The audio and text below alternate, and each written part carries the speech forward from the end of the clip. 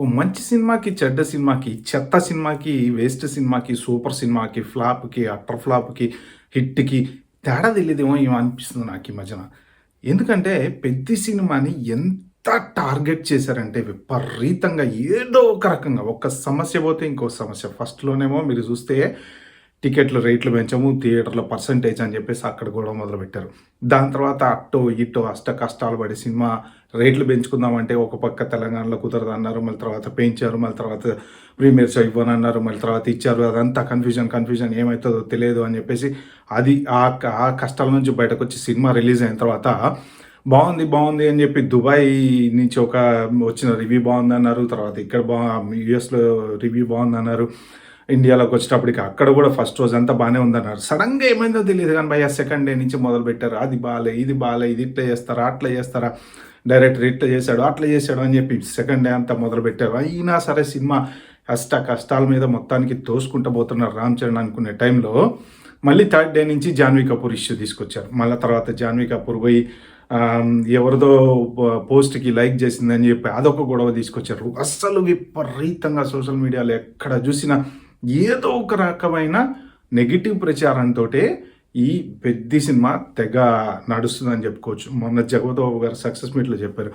Negative review రాసిన వాళ్ళందరికీ thank you. మీ వల్లనే సినిమా సక్సెస్ అయిందని చెప్పేసి. ఫస్ట్ ఆఫ్ ఆల్ ఏంటంటే సినిమాని సినిమాలాగా గుర్తించాలి. దాంట్లో ఏముంది కంటెంట్ అనేది కూడా చూడాలి. కమర్షియల్ సినిమా వేరు. ఒక హీరో ఇలా ఎళ్లి గుద్దేస్తే వాడెళ్ళి 1 కిలోమీటర్‌కి ఎళ్లి తగిలి ఎక్కడో ఆ లారీలోంచి మళ్ళీ ముందుకొచ్చి మళ్ళీ గుద్దించుకొని మళ్ళా పోయి ఇది సినిమా అంటారా? మరి ఇప్పుడు 'పెద్ది' సినిమా అంటారా? But okay. స్టోరీ లేదు, ఏమీ లేదు, కథ లేదు, ఇంకోటి లేదు అని అనుకోవటానికి కూడా కాదు కదా!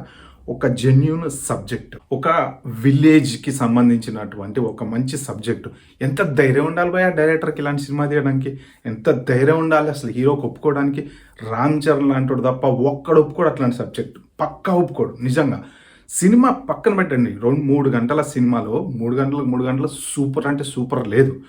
ప్రతి సినిమాలో టైమ్ వేస్ట్ సీన్స్ ఉంటాయి. ప్రతి సినిమాలో యూజ్‌లెస్ సీన్స్ ఉంటాయి.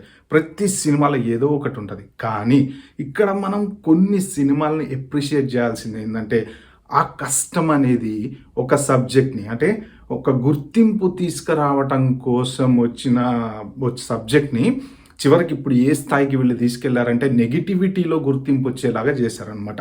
మరి దీని వెనక ఎవరున్నారు, ఏంటి, ఎందుకని నాకైతే తెలియదు. కానీ ప్రస్తుతానికి మాత్రం ఒక మంచి గుడ్ న్యూస్ ఏంటి అంటే అల్లు అర్జున్ ముందుకొచ్చి ట్విట్టర్‌లో ఈ సినిమా గురించి పోస్ట్ పెట్టాడు.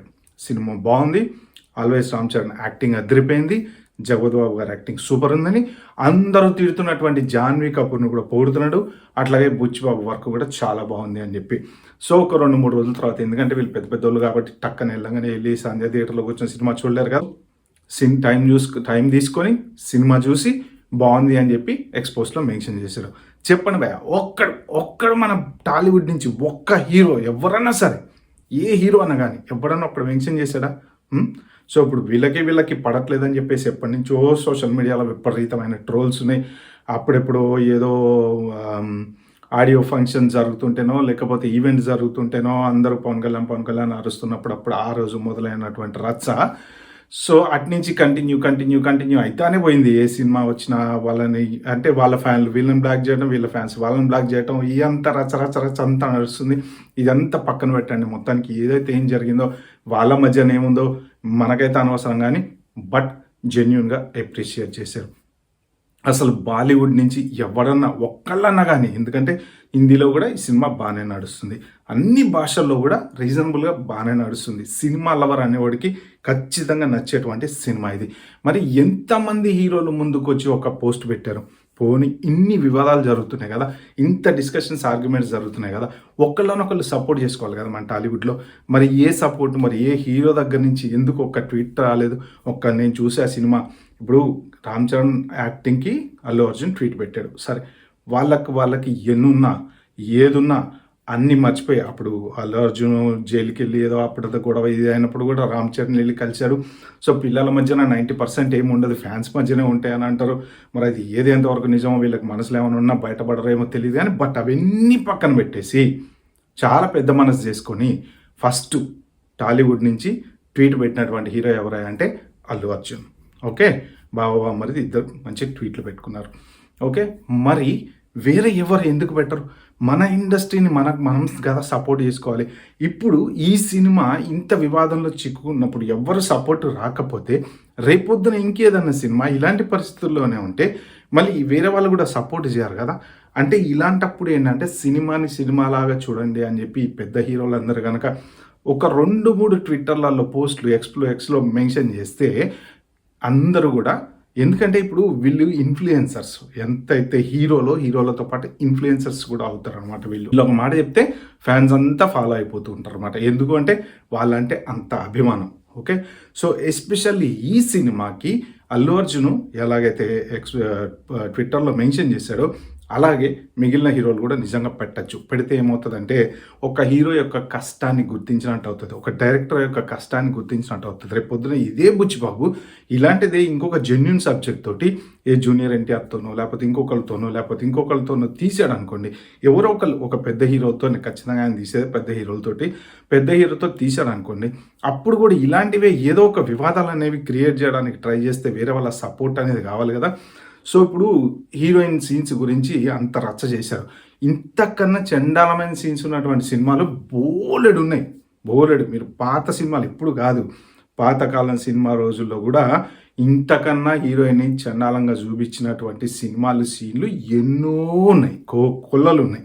సో, వాటి డైలాగులు, చెత్త డైలాగులు, డబుల్ మీనింగ్ డైలాగులు ఎన్ని రకాలు ఉన్నాయంటే, మరి అప్పుడు లేదే వివాదం. మరి ఇప్పుడే సడెన్‌గా ఎందుకొచ్చింది?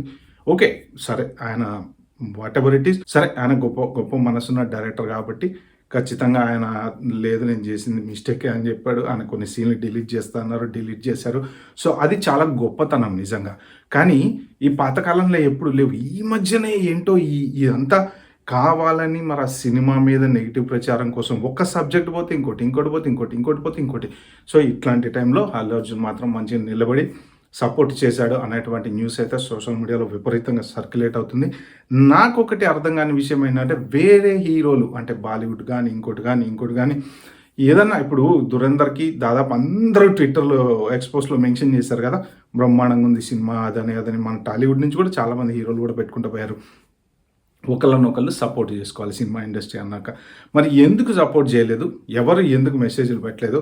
అనేది మీకు ఎవరికైనా తెలిస్తే కింద కామెంట్‌లో అయితే మెన్షన్ చేయండి. Bye bye. Have a good day.